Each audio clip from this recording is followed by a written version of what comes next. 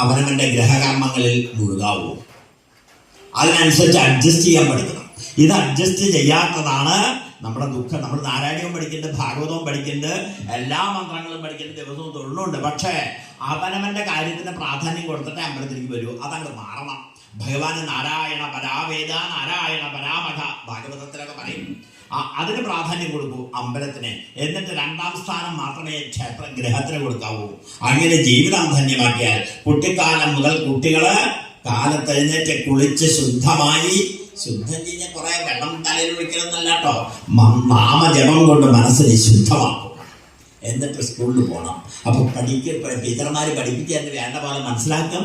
മാത്രമല്ല മനസ്സിലാക്കിയ വിജ്ഞാനം നമുക്കെടുത്ത് ഉപയോഗിക്കാൻ കഴിയുന്നു. വേണ്ടതുപോലെ മറ്റുള്ളവരെ പരോപകാരാർത്ഥം ഇതം ശരീരം എന്ന് പറയുന്ന ഈ ശരീരം ദൈവം എനിക്ക് തന്നത് ലോകത്തിനെ സഹായിക്കാനാണ്, ലോകത്തിനെ സംഭാവന ചെയ്യാനാണ് എന്ന് മനസ്സിലാക്കിക്കൊണ്ട് നമ്മൾ നേടിയ വിജ്ഞാനം ആ ലോകത്തിനായിക്കൊണ്ട് ശങ്കരാചാര്യെ പോലെ, മഹാത്മാരായ നാരായണ ഗുരുദേവനെ പോലെ, ചട്ടമ്പി സ്വാമികളെ പോലെ ഈ ലോകത്തിനങ്ങോട്ട് നൽകിക്കൊണ്ട് സഞ്ചരിക്കാൻ കഴിയും. അല്ലാണ്ട് മൃഗങ്ങളെപ്പോലെ പട്ടികളെപ്പോലെ ഓടി നടന്ന് കുറെ ഭക്ഷണം കഴിച്ചു കുറെ വീട് വെച്ചു എന്ന് പറഞ്ഞിട്ട് എന്താ പ്രയോജനം? അതുകൊണ്ട് മനുഷ്യനായ നിനക്ക് ഇത്രയും വലിയൊരു മനുഷ്യ ശരീരം കിട്ടിയിട്ട് അറിവ് നേടാതെ ദുരിതം തീർക്കാമെന്ന് ആരും വ്യാമോഹിക്കണ്ട. നിങ്ങൾ എന്ത് വഴിപാട് കഴിച്ചോളൂ, എന്ത് പൂജ ചെയ്തോളൂ, എന്ത് അലങ്കാരങ്ങൾ ചെയ്തോളൂ, ഇതിനുള്ള ജ്ഞാനത്തിനെ സമ്പാദിക്കാതെ, അറിവിനെ സമ്പാദിക്കാതെ നമ്മൾ അർപ്പിക്കുമ്പോൾ അത് വേണ്ടത്ര ഫലം ചെയ്യുന്നില്ല. അതുകൊണ്ട് വഴിപാടുകൾ പോലും അജ്ഞാനത്തിൽ ചെയ്യാതെ ജ്ഞാനത്തിൽ ചെയ്യാൻ പഠിക്കുക. അതാണ് അമ്പലത്തിലെ, അതാണ് അതിന്റെ വാക്കന്നെ അങ്ങനെയാ. വഴിപാട് എന്താർത്ഥം? വഴി പോലെ പാടുപെട്ട് അധ്വാനിച്ചുണ്ടാക്കുന്ന പണം കൊണ്ട് ചെയ്യുന്നതാണ് വഴിപാട്. അധ്വാനിച്ച് ചെയ്യണം, ക്ലേശിച്ച് ചെയ്യണം. അതുകൊണ്ട് വിദ്യാരാജോപര മന്ത്രാർച്ചന. മന്ത്രം അറിയോ കുട്ടികൾക്ക്? ഇല്ല. അറിയണ ആരെങ്കിലും ഉണ്ടോ വിദ്യാരാജഗോപാല മന്ത്രാർച്ചനയിലെ മന്ത്രം? ആദ്യം പറഞ്ഞവരാവും. എല്ലാ കൊല്ലം കന്നിക്കെട്ടുകാർ മാത്രമേ ഉള്ളൂ. അങ്ങനെ പോകും. എന്തല്ലേ കഴിഞ്ഞിരുന്നവരായിരിക്ക?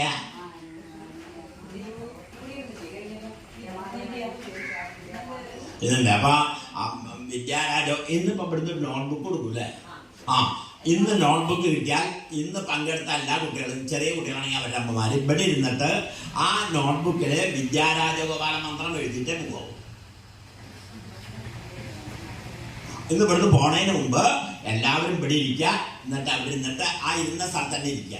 എന്നിട്ട് ഓരോ പുസ്തകം എല്ലാം കൊടുക്കുക. എന്നിട്ട് അതിൻ്റെ ഉള്ളിൽ വിദ്യാരാജഗോപാല മന്ത്രം എഴുതുക.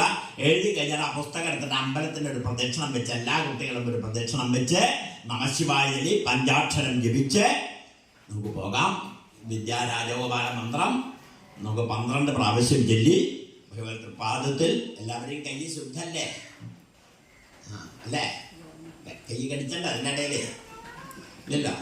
കയ്യിൽ ചെവി തോണ്ടിയില്ല. ചോദ്യന്റെ പൂജയ്ക്ക് ഇരിക്കുമ്പോഴേ നിങ്ങളൊക്കെ പൂജയ്ക്ക് ഇരിക്കും. വിദ്യാരാജോപന മന്ത്ര അർച്ചനയ്ക്കായിരിക്കണത്. അർച്ചനയിൽ ആദ്യം ശരിയാക്കുന്നത് കയ്യാ. ആണ് വെള്ളം കൊണ്ടുവച്ചിട്ട് കൈ തൊട്ടട്ടെ തുടങ്ങാവൂ. കുറേപ്പെട്ടെ കുഴപ്പമില്ല. ആരും കൈ വൃത്തിയാടാക്കി ഉണ്ടാവില്ല എന്ന് വിചാരിക്കല്ലേ?